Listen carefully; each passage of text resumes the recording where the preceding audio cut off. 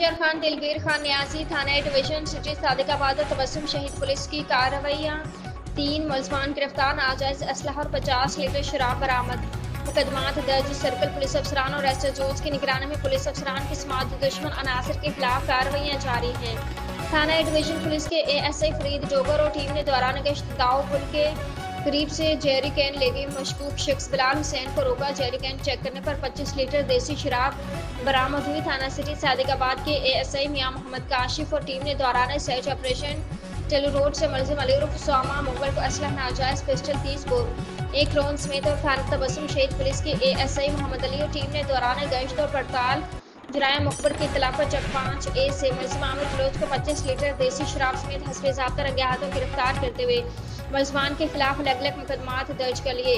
थाना division city Sadiq और तबस्सुम शहीद पुलिस की कार्रवाई में गिरफ्तार मुलजमानों बरामदगी मौजूद।